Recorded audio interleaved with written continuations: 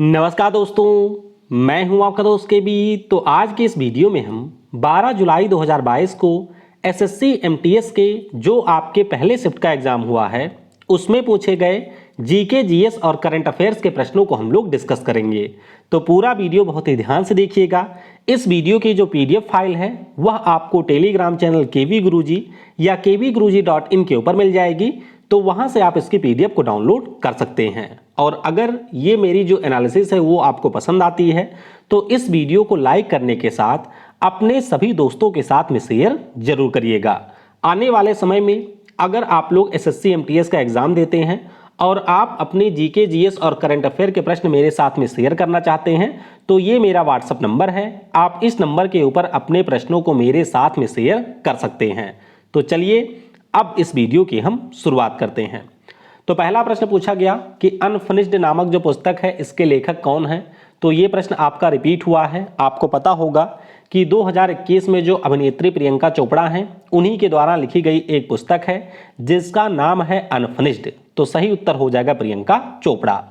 अगला प्रश्न पूछा गया कि भारत में जो राष्ट्रपति होते हैं इनका कार्यकाल कितने वर्षों का होता है। तो बहुत ही आसान सा प्रश्न है। ध्यान रखिएगा कि भारत के राष्ट्रपति का जो कार्यकाल है ये 5 वर्षों का होता है और इसके बारे में आपको संविधान के अनुच्छेद 56 में प्रावधान देखने को मिलेंगे।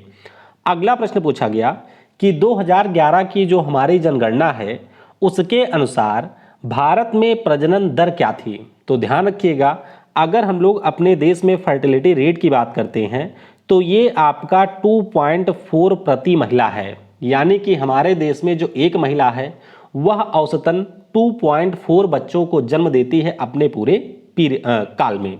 तो ये भी आपको ध्यान रखना है। अगला प्रश्न पूछा गया कि मोहिनी अट्टम किस राज्य का शास्त्रीय नृत्य है। मोहिनी अट्टम की बात करते हैं, बहुत ही आसान है। ये हमारे केरल का क्लासिकल डांस है, आप सभी को पता होना चाहिए। केरल की बात करें तो बहुत सारे डांस इसके पहले भी आ चुके हैं, जैसे कि कथकली हो गया, पुल्लीकली है, ओट्टम थुलई है, ओट्टम थुल्लाल है, उसके बाद में थियम है, पढ़यनी है, तुल्लाल है, ओपना है। ये सारे जो हमारे डांस हैं वो आपके केरल राज्य से रिलेटेड हैं। अगला प्रश्न पूछा गया कि इनमें से कौन सा असम में फसल कटाई के बाद मनाया जाने वाला त्यौहार है। अब आप सभी को ये पता है कि जो बिहू त्यौहार है वो आपके असम में मनाया जाता है, लेकिन बिहू त्यौहार की अगर हम लोग बात करें तो ये आपके 3 प्रकार का होता है। तो ध्यान रखिएगा, जो आपके फसल कटाई से संबंधित है इसका नाम होता है माघ बिहू।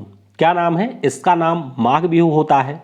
असम का जो नया साल होता है उसे हम लोग कहते हैं बोहाग बिहू। क्या कहते हैं? इसे हम लोग कहते हैं बोहाग बिहू। और जो आपका तीसरा बिहू वाला त्यौहार है वह उस समय मनाया जाता है जबकि आपके खेत में फसल नहीं होती है और उसे हम लोग कहते हैं कोंगाली बिहू। तो तीनों के बारे में आपको पता होना चाहिए, माघ बिहू, बोहाग बिहू और आपका है कोंगाली बिहू। अगला प्रश्न पूछा गया कि बाला सरस्वती किस भारतीय शास्त्रीय संगीत से संबंधित हैं। तो बाला सरस्वती की अगर हम लोग बात करते हैं ये हमारे भरतनाट्यम की डांसर हैं और डांस से आपके लगभग हर शिफ्ट में प्रश्न आ रहा है।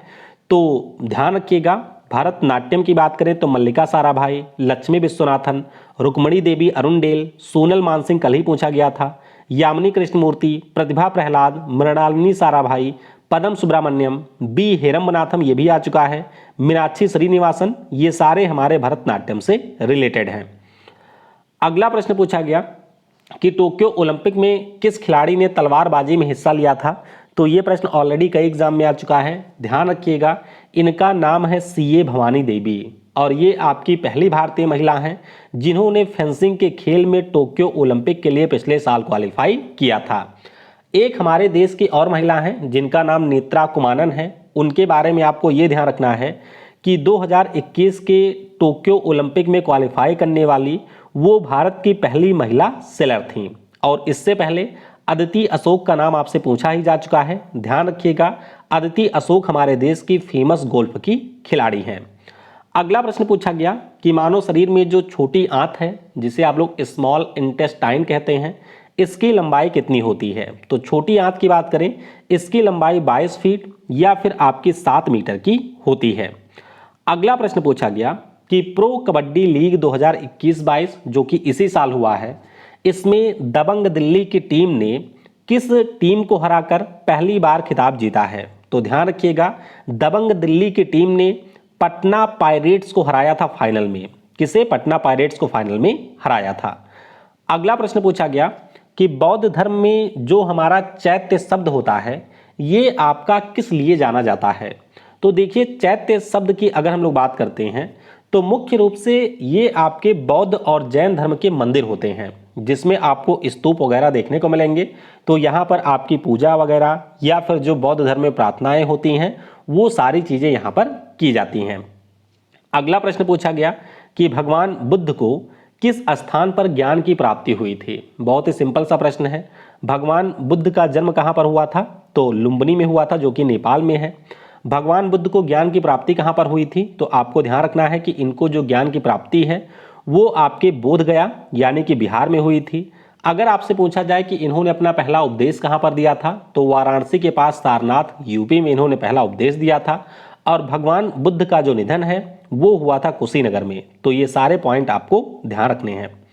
अगला प्रश्न पूछा गया कि तमिलनाडु में जो बृहदीश्वर का मंदिर है इसका निर्माण किसने करवाया था? तो बृहदीश्वर के मंदिर की बात करें तमिलनाडु में ये देखने को आपको मिलेंगे, भगवान शिव का मंदिर है और इसका निर्माण राजा चोला प्रथम ने करवाया था। मतलब चोल डायनेस्टी के हमारे एक राजा थे जिनका नाम था राजा प्रथम। तो ध्यान रखिएगा, किंग राजा प्रथम के द्वारा इसका निर्माण करवाया गया था। अगला प्रश्न पूछा गया कि किस खिलाड़ी ने पैरा शूटिंग में पैरालंपिक 2020 में स्वर्ण पदक जीता था? अब देखिए, पैरा शूटिंग की बात करें तो हमारे देश के दो खिलाड़ी हैं जिन्होंने गोल्ड मेडल जीता था। एक तो आपकी अवनी लेखारा हैं राजस्थान वाली जिन्होंने गोल्ड के साथ साथ ब्रॉन्ज भी जीता था, और दूसरे खिलाड़ी जो हमारे हैं उनका नाम है मनीष नरवाल। तो ध्यान आपको ये रखना है कि दो हमारे ऐसे खिलाड़ी थे जिन्होंने आपके पैरालंपिक में स्वर्ण पदक जीता था पैरा शूटिंग में। भारत की अगर हम लोग बात करते हैं तो भारत ने इस टूर्नामेंट में टोटल 19 पदक जीते थे जिसमें आपके 5 गोल्ड मेडल थे, 8 आपके रजत पदक थे और इसमें से 6 आपके थे कांस्य पदक। चलिए नीचे कमेंट में मुझे ये बताइएगा कि पैरा शूटिंग में हमारे भारत का दुनिया के जो देश हैं उनमें कौन सा स्थान रहा था? अगला प्रश्न पूछा गया कि वर्ष 2022 में श्रीलंका के किस राष्ट्रपति ने आपातकाल की घोषणा की? अब ये प्रश्न एग्जैक्ट इसी प्रकार से आया था या किसी अन्य तरीके से पूछा गया था, कमेंट में बताइएगा। फिलहाल राष्ट्रपति जिन्होंने आपातकाल की घोषणा की थी इनका नाम गोतबाया राजपक्षे है। आपको पता होगा कि अभी 2-3 दिन पहले सारे लोगों ने इनको घर से भगा दिया, इनके स्विमिंग पूल वगैरह में सब खूब नहाए हैं। तो गोतबाया राजपक्षे इनका नाम है। इनके भाई महिंद्रा राजपक्षे आपके पीएम थे, लेकिन उनके स्थान पर रनिल विक्रमसिंघे यहाँ के नए पीएम बने हैं। अगला प्रश्न पूछा गया, ये कल शाम को भी पूछा गया था 3rd शिफ्ट में और आज सुबह भी पूछा गया। इससे पहले भी ये 2 बार पूछा जा चुका है एमटीएस में कि शोषण के विरुद्ध जो अधिकार है ये किस अनुच्छेद में वर्णित है? तो ये आपको मिलेगा आर्टिकल 23 और 24 में। आर्टिकल 23 में कहा गया है कि जो बलात्श्रम है या बधुआ मजदूरी है उसके ऊपर पूरी तरीके से प्रतिबंध है, और आर्टिकल 24 में ये कहा गया है कि हमारे देश में जो 14 साल से कम उम्र के बच्चे हैं उन्हें आप किसी जोखिम वाले काम में इन्वॉल्व नहीं कर सकते हैं। अगला प्रश्न पूछा गया कि वास्को डी गामा किस वर्ष भारत आया था?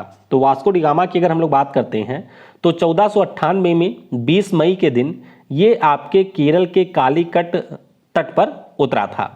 अगला प्रश्न पूछा गया कि निम्नलिखित में से कौन से एक प्रसिद्ध सितार वादक हैं? तो आपको पता होगा हमारे जो रविशंकर साहब हैं इनकी बेटी अनुष्का शंकर, उसके बाद में विलायत खान, निखिल बनर्जी, इमरत खान, अनुपमा भागवत, निषाद खान, ये सारे हमारे देश के प्रसिद्ध सितार वादक हैं।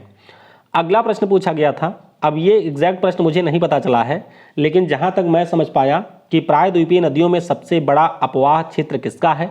तो ध्यान रखिएगा, प्रायद्वीपीय नदियों में सबसे लंबी नदी हमारी गोदावरी ही है और सबसे बड़ा जो ड्रेनेज पैटर्न है वो भी आपके इसी गोदावरी नदी का है।